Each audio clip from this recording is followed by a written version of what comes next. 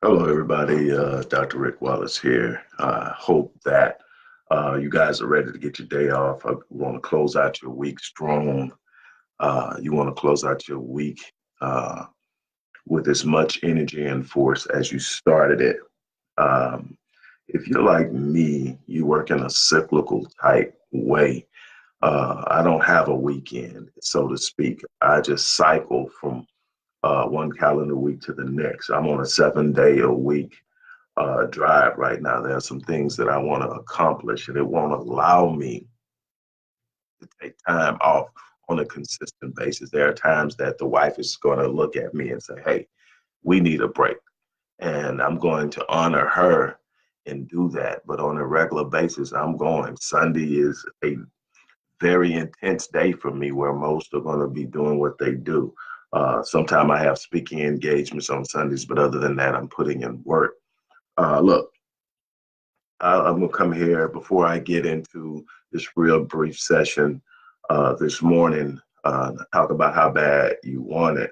I want to remind you, we're down to one session. We started with 10 last week. We started, I think, this week with 5, and now we're down to one platinum package. Our platinum coaching sessions last a year. There are 52 sessions, one a week for an entire year. It's a $10,500 value. We've been offering for the first 10 to take advantage of it. We've been offering it at $1,500, the most craziest discount I've ever done with any of my businesses on a percentage level. But I really wanted to get some people in that wouldn't otherwise be in there. And those who have joined up, I appreciate it. Some of you guys have already started working with, hey, let's make it happen.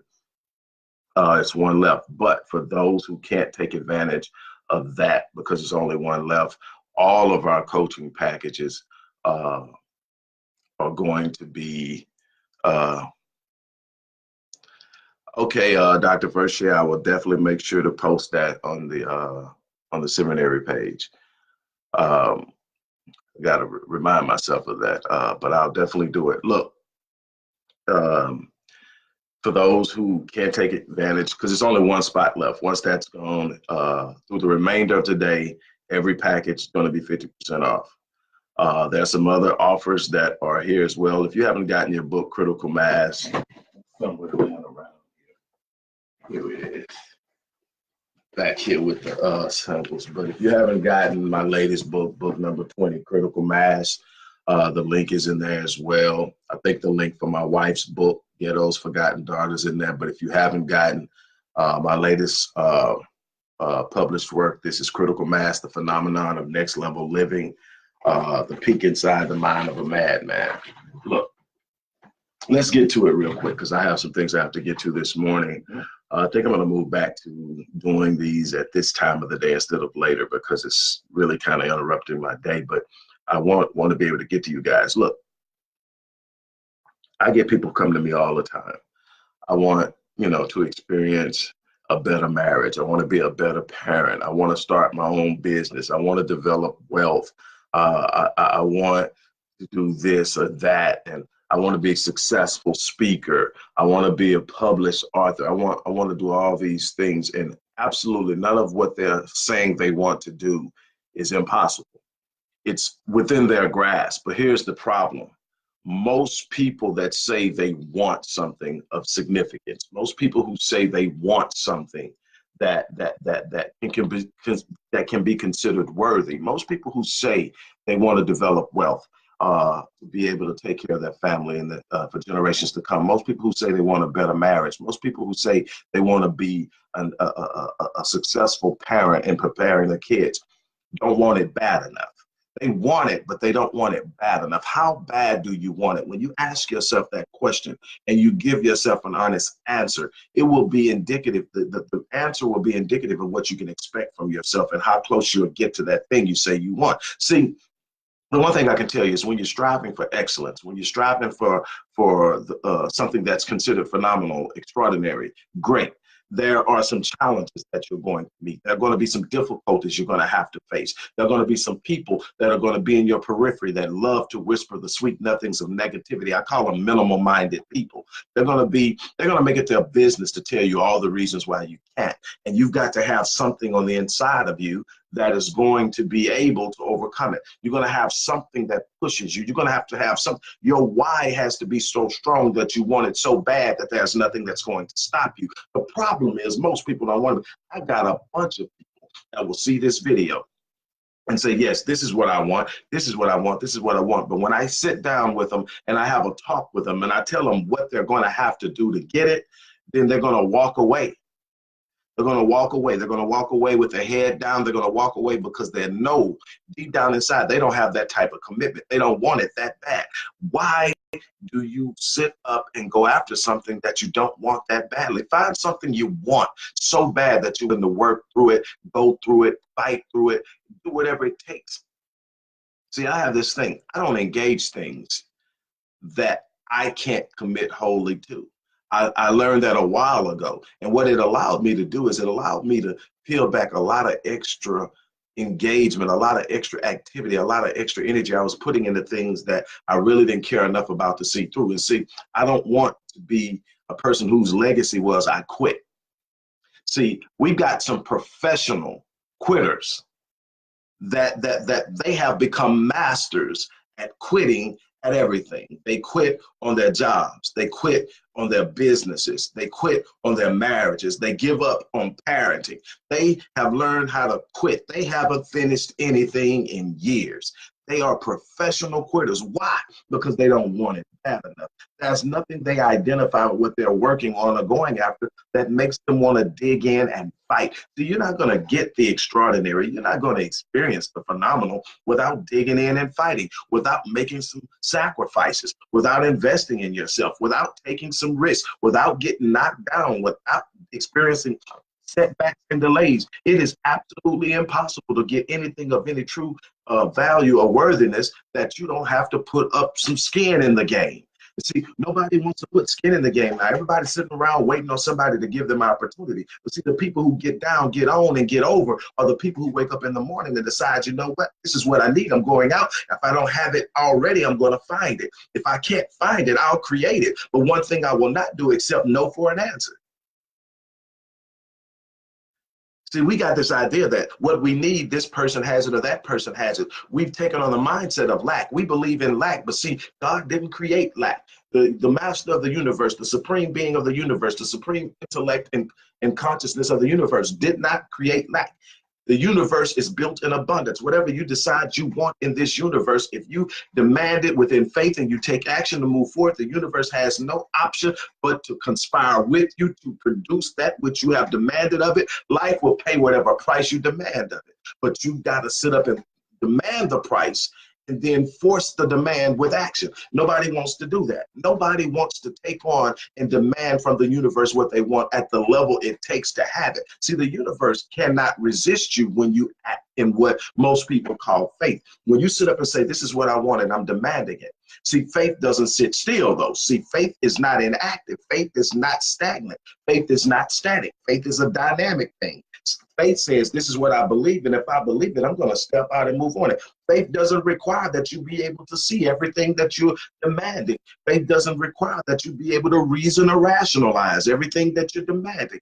Faith sits up and says, because there's something on the inside of me that tells me I have the potential. There's something on the inside of me that tells me I'm capable. There's something on the inside of me that tells me I cannot be denied. There's something on the inside of me that says if I just put forward and push through, that I'll get it. And then I start to move. The universe senses the energy I emit through faith. See, there's a different thought process, a different level of energy, a different vibration, a different connectivity with the consciousness of God, the consciousness of the universe. In every piece of atomic matter, you have the capacity to move with your thought processes. With your movement, you are creating energy. And then this wonderful thing called resonation that says that like energy attracts like energy. If I don't like what I'm getting, I change the frequency. If there's something I want and I know I want it, I find the frequency. When I find the frequency, I find out how off I am in the frequency I'm emitting. And I understand that the higher the frequency, the more open I am to receive the things that are really truly valuable in this world. And the highest level of vibration, the highest level or highest frequency of energy is gratitude. And the more grateful I become, the less I complain, the more open I become, the more powerful I become, the more successful I become. Nobody can stop this. I don't care where you started from. I came from a situation in which I was reared by my great-grandfathers, my great-grandparents, never knew my father, never knew. The first time I ever saw him was at his wake. Didn't have a relationship too much with my mom. She had me early in life, and she was figuring herself out. And so I was there. I was with, and so I had that. I had a childhood where I had a bunch of questions, about why my father wasn't there and what was it wrong. I had to come to grips with it, with the fact that it had nothing to do with me. I came from a neighborhood where all I saw is poverty. We were the least poor people in the neighborhood, but we were still in the neighborhood. I had a lot of things that could have easily directed me in another way, but somebody whispered in my ear along the way, different people. That's something about you. Don't ever give up. Don't ever quit. Son, the word can't will never apply to you. That was my 11th grade English teacher. Don't ever accept can't. It doesn't apply to you. There's nothing in this world you can't do, son. I mean, I had people telling me along the way. But sometimes you got to be willing to see it in yourself. And so when you see it, you go after it. I'm telling you right now, there's absolutely nothing you can't demand of this world and have. Think of all the things that was once considered impossible until somebody did it. You use cell phones today with all kind of technology that nobody could have told anybody would exist 30 years ago.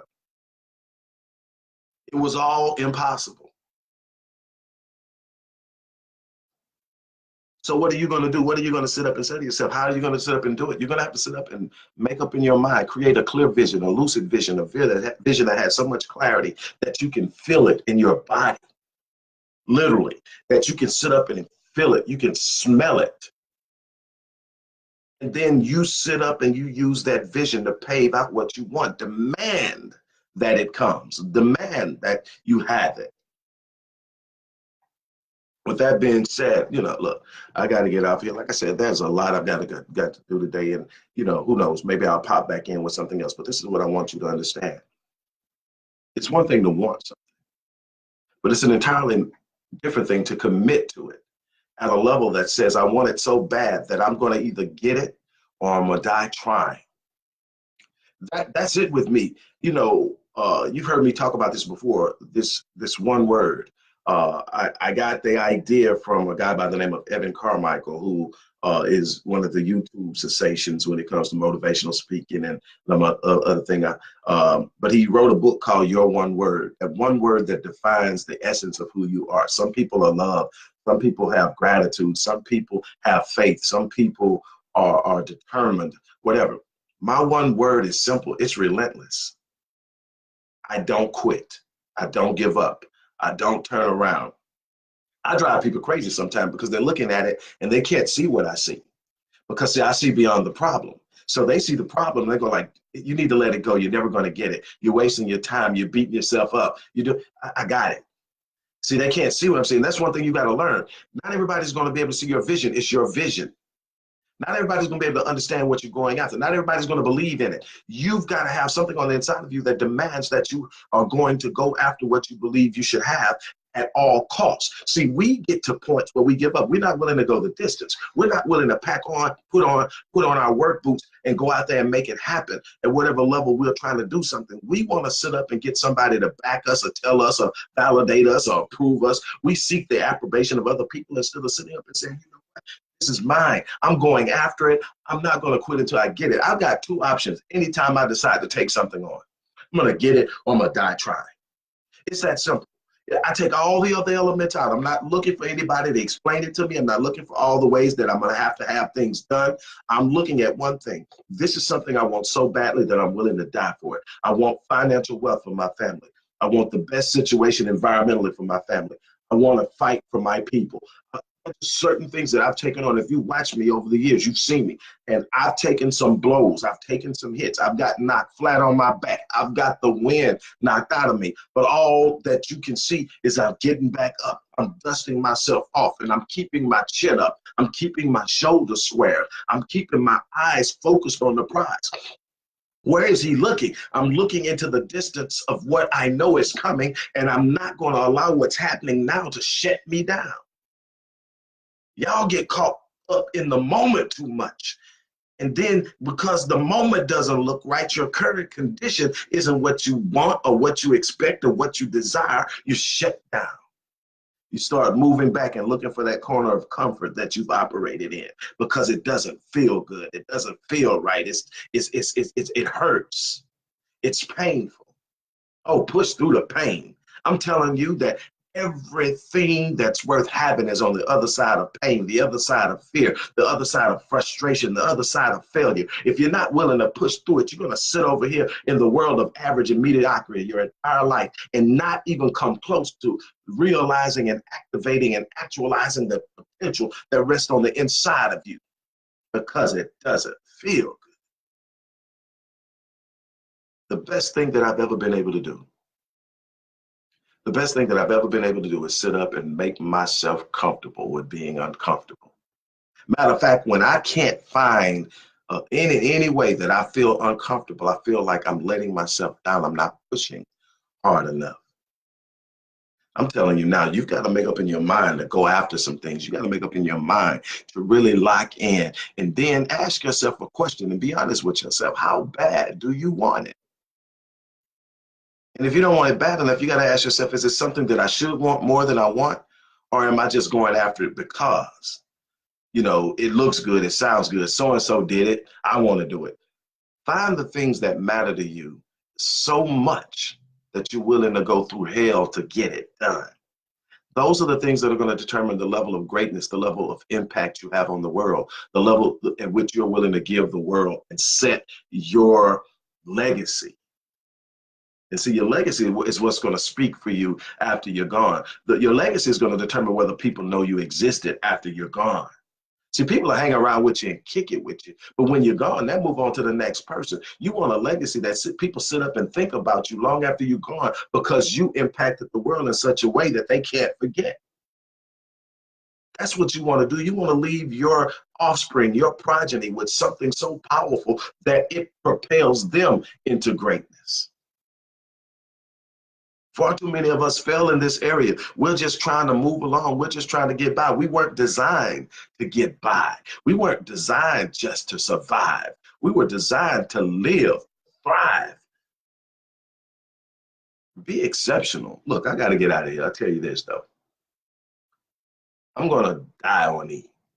Now, I got to say this because my wife loses her mind every time she hears me say the word I'm going to die. I hope that this will be 50 years from now. But whenever it is, I will have lived my life on full. And I will know that when I leave, I'm leaving on E. I'm challenging you to do the same thing. I'm daring you. I am daring you to live life. Live it. Not exist in it, not survive it, live it. Again, if you want to work with yours truly, there are some great offers in the box. Take advantage of one. If you want to read and learn some of the techniques and ideas and things that I use and ways that you can immediately start to work on yourself, the critical mass link is in there for my latest book. If you're going through trauma and you experienced trauma as a child, you need to check out my wife's book, Ghetto's Forgotten Daughters. While it focuses on women, if you were abused as a child and a male, you'll still be able to benefit from this book. But anyway, do something today that matters. That's the challenge. Do something today that matters, that will impact your future. With that being said, I'm out of here. You guys have an unbelievable day. Peace.